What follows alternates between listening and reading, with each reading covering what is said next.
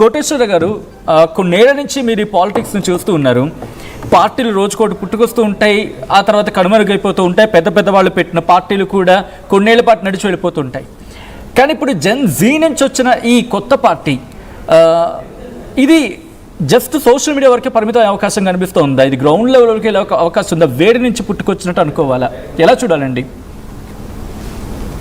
Social మీడియాలో ఇంత ప్రాచుర్యం పొందింది, ఇంత ఆదరణ ఉండింది కనుక మరి నేపాల్లో మాదిరి యువతి యువకులు అక్కడ కొత్త పార్టీని పెట్టి అధికారానికి వచ్చినటువంటి తీరుని మనం చూసాం. అవును, అదే అనేక దేశాల్లో యువత అనేటువంటిది రకరకాల పద్ధతుల్లో వచ్చింది.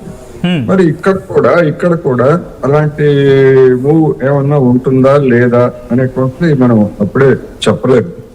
ఇక్కడ నా అభిప్రాయం ఏంటంటే, మన బీజేపీ మిత్రుడు బొద్దింకల్ కాంగ్రెస్ అని పెట్టుకోవచ్చు కదా, లేకపోతే ఫలానా విధంగా పెట్టుకోవచ్చు కదా అనేటువంటిది మాట్లాడారు. అనేటువంటిది బీజేపీకి ఏమీ అదేం పేటెంట్ కాదు. అంతకుముందు జనసంఘాన్ని ఎందుకు పేరు మార్చుకున్నారు? మళ్ళా జనసంఘాన్ని పునరుద్ధరించవచ్చు కదా. జనతా పార్టీ నుంచి మరి కాపీ కొట్టారు కదా వాళ్ళు. అందుకని ఎవరై పార్టీ పేరు పెట్టుకోవాలనేటువంటిది కూడా నిర్దేశించే స్థితికి, ఆ విధమైనటువంటి మైండ్ సెట్ లో వాళ్ళు ఉన్నారనేటువంటిది మనకి కనిపిస్తా ఉంది. అది నడిచేది కాదనేది గమనించాలి. ఇక్కడ ఈ ఉద్యమం ఏమవుతుంది? ఇది పాల పొంగులాగా చల్లారుతుందా, లేకపోతే ఇది ఒక సెటైరికల్ వ్యంగ్యాస్త్రం కూడా మామూలు వ్యవహారం ఏం కాదు కదా.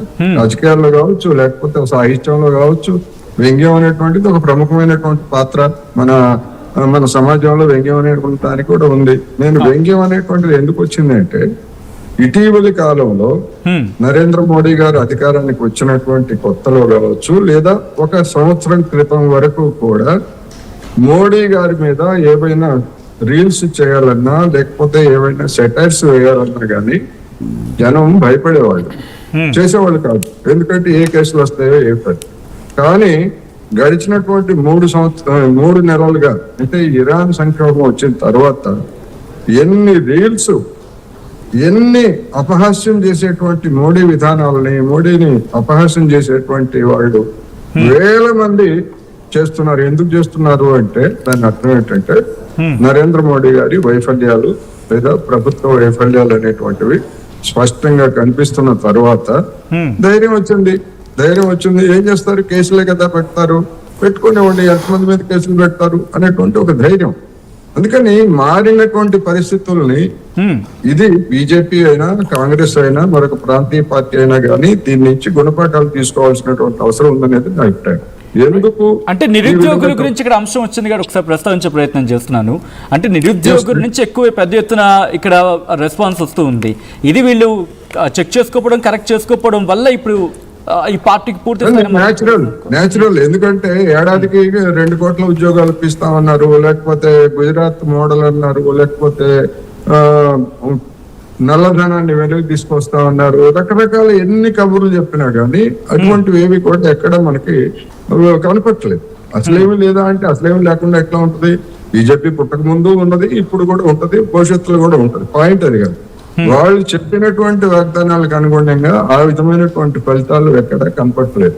ముఖ్యంగా యువతలో నిరుద్యోగం అనేటువంటిది పెద్ద మొత్తంలో ఉంది. కేంద్ర ప్రభుత్వం ఏం చెప్తుంది? మొత్తంగా నిరుద్యోగం, అన్ని వయసుల వారిలో ఉన్నటువంటి నిరుద్యోగం గురించి ఇదిగో ఇంతే కదా, మిగతా దేశాలతో పోలిస్తే ఇంతే కదా అంటే చెప్పదు. కానీ యువతలో నిరుద్యోగం అనేటువంటిది ఎప్పుడైనా కూడా ఫ్లేర్ అప్ అయ్యేటువంటి పాయింట్ అక్కడ. అందుకని ఈ సూర్యకాంత మన చీఫ్ జస్టిస్ గారు, ఆయన ఇష్టం వచ్చినట్టు కామెంట్ చేయడం ఇదే మొదటిసారి కాదు. న్యాయ వ్యవస్థలో ఉన్నటువంటి న్యాయమూర్తులకు కూడా కొన్ని పద్ధతులు, ప్రవర్తనలు ఉంటాయి. ఇప్పుడు వాళ్ళు చేసేటువంటి కామెంట్స్ తోటి మీడియాలో అనేక మంది హైకోర్టులో చేసిన వాళ్ళు కావచ్చు, సుప్రీంకోర్టులో గతంలో ఆయన కంటే ముందు చేసినటువంటి వాళ్ళు కావచ్చు, మీడియాలో ఫోకస్ వచ్చింది.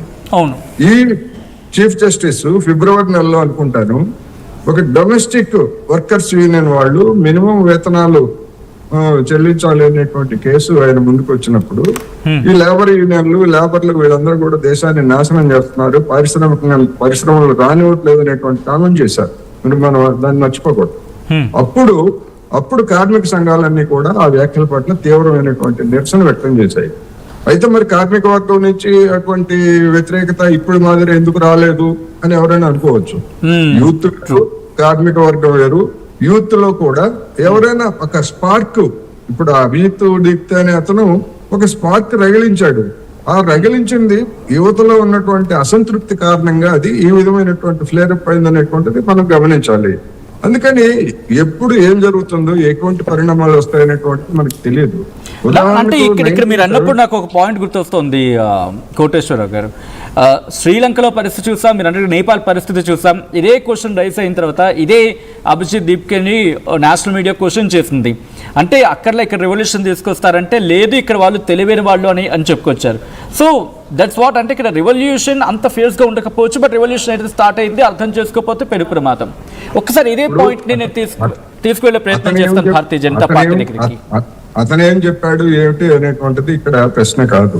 ఇప్పుడు ఈ శ్రీలంకలో కూడా జరిగింది ఏమిటి, సింహళ హృదయ సామ్రాట్లు, ఇక్కడ ఎట్లాగైతే హిందూ హృదయ సామ్రాట్లు అని చెప్పేసి కొంతమంది పిలిపించుకుంటున్నారు, సింహళ హృదయ సామ్రాట్లు అని చెప్పేసి జనం అక్కడ నెత్తిన పెట్టుకున్నారు. ఆ నెత్తిన పెట్టుకున్నటువంటి జనమే ఆ సింహళ హృదయ సామ్రాట్లని తరిగి కొట్టారు. షేక్ హసీనా పరిస్థితి కూడా అంతే కదా. ఆమెకు 2019 నుంచి 2024 వరకు తిరుగులేని నాయకురాలుగా ఉంది. కానీ పరిస్థితులు అనుకూలించినప్పుడు లేకపోతే వైఫల్యాలు చెందినప్పుడు నెత్తిన పెట్టుకున్నటువంటి వాళ్ళే కింద ఈడ్చుకొడతారు. అది మిగతా దేశాల్లో జరిగింది. భారతదేశానికి అదే మినహాయింపు అని ఎవరైనా చెప్పలేం కదా. ఎవరినైనా ఇందిరాగాంధీనే ఓడించారు, సంజయ్ గాంధీని ఓడించారు. ఇన్ని మనం చూసాం కదా. ఇన్ని పరిణామాలు చూసిన తర్వాత ఎవరికైనా అటువంటి పరిస్థితి రావచ్చు. ఒకసారి ఇదే ప్రశ్న తీసుకెళ్లే ప్రయత్నం చేస్తున్నాను భారతీయ జనతా పార్టీ దగ్గరికి. ఒక పాయింట్, ఇంట్రెస్టింగ్ పాయింట్ టచ్ చేశారు. ఎవరైనా మినహాయింపు కాదు. ఇన్ఫ్యాక్ట్ నిన్న కూడా కేబినెట్ భేటీలో లేకపోతే మంత్రులతో భేటీ అయినప్పుడు నిరుద్యోగ అంశం మీద కూడా చర్చ జరిగింది. బహుశా కాక్రోచ్ పార్టీ రెవల్యూషన్ వచ్చిన తర్వాత భారతీయ జనతా పార్టీ చాలా సీరియస్గా ఫోకస్ చేస్తుంది నిరుద్యోగుల మీద. ఒకవేళ దీన్ని పట్టించుకోకపోతే ప్రమాదం పొంచుందని చెప్పి డిస్కషన్ జరుగుతుందనేది భారతీయ జనతా పార్టీ యాక్సెప్ట్ చేస్తుందా చేయదా, ఇది నా క్వశ్చన్ ఇక్కడ. యాక్సెప్ట్ చేయనండి. ఎందుకంటే ఫస్ట్ అండ్ ఫార్మోస్ట్ థింగ్, నిన్న జరిగిన క్యాబినెట్ మీటింగ్ అనేది నిరుద్యోగం ఒకటే అంశం కాదు, మొత్తం దేశానికి సంబంధించిన అన్ని అంశాల మీద డిస్కస్ చేస్తారు. మీకు ఇప్పుడు కాక్రోచ్ జనతా పార్టీ అనేది ఇది ఒక పెద్ద హైలైట్ లాగా, ఒక ట్రెండ్ లాగా కనబడుతుంది. కాబట్టి ఈ టైంలో నిరుద్యోగం అంశం వచ్చేసరికి దీని గురించి అక్కడ డిస్కస్ చేస్తారని మీరు అనుకుంటారు. అది మీ ఊహాగానాలు. రియల్గా జనరల్గా any meeting, any cabinet meeting అన్ని అంశాల మీద డిస్కస్ చేయడం జరుగుతుంది. అందులో అన్ఎంప్లాయ్మెంట్ కూడా ఒక వన్ ఆఫ్ ది చిన్న అంశం కింద ఉంటుంది డెఫినెట్గా. సో దాని పరంగానే డిస్కషన్ అయ్యి ఉండొచ్చు మీరు చెప్పినట్టు. అంతేగాని దీని గురించి అయితే స్పెసిఫిక్గా 100% అయితే కాదు.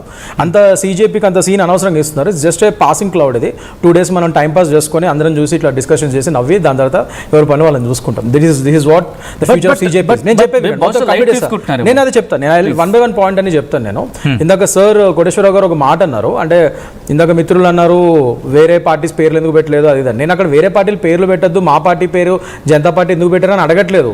నేను అతని యొక్క అభిజిత్ డిప్కే అనే ఒక ఇంటెన్షన్ చెప్తున్నాను. నేను కేవలం ఒక పార్టీని టార్గెట్ చేస్తున్నా ఎందుకు పెట్టాడు, అతను నిజంగా యూత్ గురించి అంత పెద్ద రిప్రజెంటేటివ్ లాగా ఫీల్ అయితే అన్ని పార్టీస్ సమానం పరంగా అసలు ఏ పార్టీ పేరు ఉండే విధంగా కాకుండా డిఫరెంట్గా వేరే కొత్త పేరు పెట్టుకోవచ్చు కదా. ఒక పార్టీని టార్గెట్ చేస్తూ ఎందుకు పెట్టాడు, అది క్లియర్గా అతను ఒక సెలెక్టివ్ టార్గెట్ చేస్తున్నాడైనా అనేది క్లియర్గా తెలుస్తుంది. సో నీకు వెనకాల నుంచి ఒక ఎజెండా ఉంది. వేరే పార్టీలు నడిపిస్తున్నాయో ఎవరు నడిపిస్తున్నారో తెలియదు. But what ever it is, ఆయన ఒక లెఫ్టిస్ట్ మెంటాలిటీ కనబడుతుంది. పాత ఎక్స్ ఆప్ మెంబర్ అయినా ఆపు సిసోడియాతో కౌలించుకున్న ఫోటోలు బయటకు వచ్చాయి. సో ఇవన్నీ ఉన్నాయి. ప్లస్ అతను పెద్ద దేశభక్తుడు అయితే గ్రాస్ రూట్ లెవెల్లో వచ్చి పెట్టి నిజంగా పార్టీ పెట్టే ఉద్దేశం ఉంటే గ్రాస్ రూట్ లెవెల్ వచ్చి ఇక్కడ ఫైట్ చేయమనండి, ఇక్కడ ఎలక్షన్స్లో నుంచోమని. అంతేగాని బోస్టన్ యూనివర్సిటీలో నువ్వు స్టూడెంట్ వీసా మీద ఉంటూ అక్కడి నుంచి ఇలాంటి ఒక తొక్కల మీడియా అకౌంట్ ఒకటి పెట్టి ఇక్కడ టైం పాస్ చేసి ఎట్లా నువ్వు నిజంగా. And most importantly sir, let me tell you one thing.